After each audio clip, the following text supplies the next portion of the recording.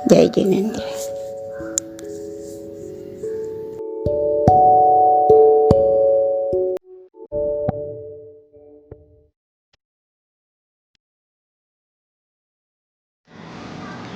શાંતિભાઈ, તમારો સવાલ છે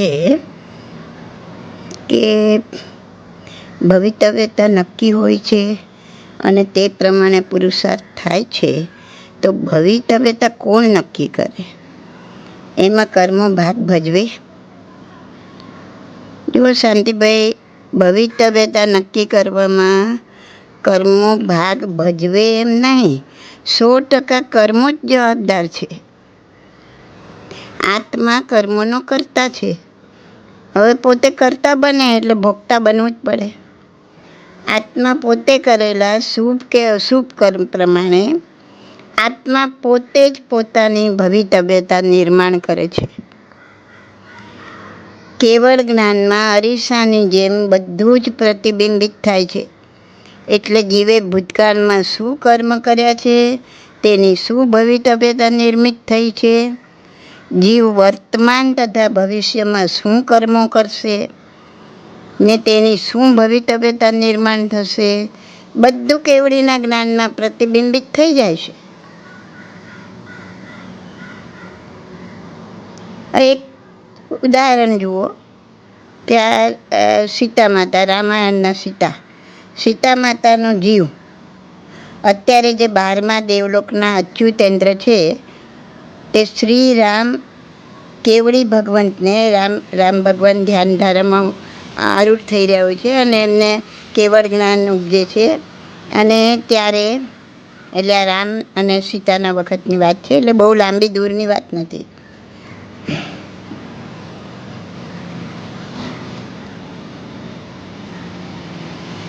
ત્યારે સીતા માતા રામ ભગવાનને પૂછે છે કે રાવણ તથા લક્ષ્મણના જીવનું ભવિષ્ય શું છે, ભવિતવ્યતા શું છે? ત્યારે કેવળી ભગવાન શ્રી રામ કહે છે કે અત્યારે રાવણ 3જી તથા લક્ષ્મણ 4થી નરકમાં છે. નરકમાંથી નીકળીને મહાપ્રીતિવંત બંને સગા ભાઈઓ થશે. ત્યાંથી દેવલોકમાં સાથે જુઓ કેટલા ભાવ ગણજો તમે. ત્યાંથી મનુષ્ય થઈને મુનિદાનના પ્રભાવથી ભોગભૂમિમાં સાથે ઉત્પન્ન થશે. ત્યાંથી પાછા દેવલોકમાં સાથે ઉપજશે. ત્યાંથી બંને રાજપુત્રો સગા ભાઈ બનશે. અને પછી દીક્ષા લઈ 7મા દેવલોકે, ત્યાંથી પછી 7મા દેવલોકે જશે. ત્યાંથી 7મા દેવલોકથી પાછા ત્યાંથી ભરત ક્ષેત્રમાં સીતાજીના જીવના બંને ચક્રી પુત્રો બનશે. અને સીતાજી પોતે ચક્રવર્તી રાજા અને તેના બંને પુત્રો અત્યારે જે અચ્યુતેન્દ્રમાં છે તે પોતે ચક્રવર્તી રાજા બનશે. તે વચમાં આટલા ભાવ રાવણ અને લક્ષ્મણના થઈ જશે. એટલે કરોડો ને કરોડો સાગરોપમ ને પલ્લ્યોપમની આ વાત છે.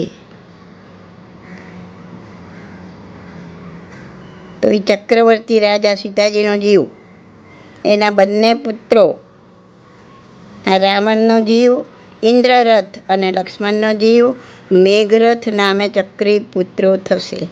હવે તમે વિચાર કરો, તે જ કેટલા સાગરોપમ ને પલ્લ્યોપમ વર્ષો પહેલાં કેવળી ભગવંત શ્રી રામના કેવળ જ્ઞાનના પ્રકાશમાં ભગવાને પોતાના આ કેવળ જ્ઞાનના પ્રકાશમાં જોઈને કહી દીધું કે રાવણ લક્ષ્મણ બંને ચક્રી પુત્રોનું નામ ઇન્દ્રરથ અને મેઘરથ પડશે.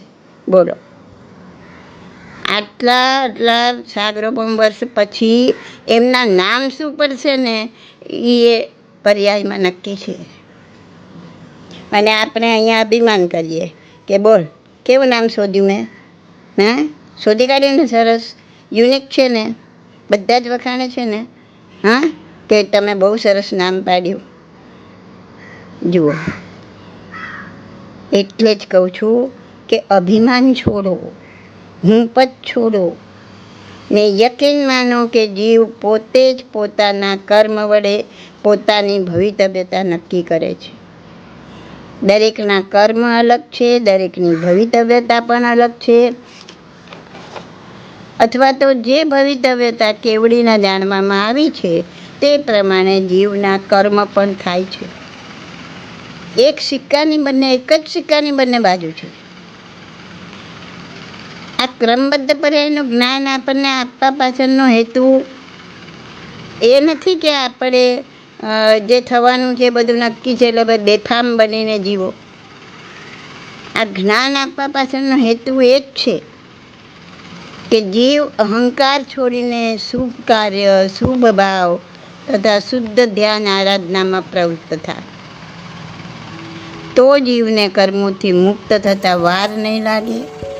દુઃખોના મહાસાગરમાંથી બહાર નીકળી શાશ્વત સુખને જીવ પામશે.